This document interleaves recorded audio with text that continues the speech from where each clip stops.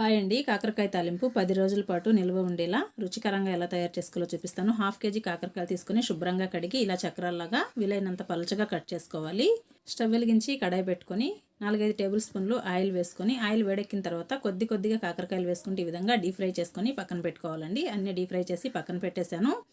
ఇప్పుడు తాలింపు కోసము ఆవాలు, జీలకర్ర హాఫ్ టేబుల్ స్పూను, మినపబెళ్ళు, శనగబెళ్ళు ఒక్కొక్క టేబుల్ స్పూన్ తీసుకున్నాను. రుచికి సరిపడినంత ఉప్పు, 4-5 వెల్లుల్లిపాయలు, పావు టేబుల్ స్పూన్ పసుపు, రుచికి సరిపడినంత ఉప్పు. అదే ఆయిల్లో హాఫ్ టేబుల్ స్పూన్ ఆవాలు, జీలకర్ర వేసుకొని చిటపటలాడిన తర్వాత మినపబెళ్ళు, శనగబెళ్ళు వేసుకొని వేయించుకోవాలి. ఇది కొద్దిగా వేగిన తర్వాత ఎండుమిరపకాయలు, వెల్లుల్లిపాయలు ముక్కలుగా దంచుకొని వేసుకొని కరివేపాకు కూడా వేసుకొని బాగా వేగిన తర్వాత పావు టేబుల్ స్పూన్ పసుపు వేసుకొని ఒక రౌండ్ కలిపేసి మనం ముందుగా వేయించి పెట్టుకున్న కాకరకాయ ముక్కలు అందులో వేసేసి రుచికి సరిపడినంత ఉప్పు, కొబ్బరి కారం వేసేసి మొత్తం ఒకసారి కలిపేసుకుంటే కమ్మటి 10 రోజుల పాటు నిల్వ ఉండే కాకరకాయ కొబ్బరి కారం అయితే రెడీ అయిపోతుందండి. వీడియో నచ్చినట్లయితే ప్లీజ్ సబ్స్క్రైబ్.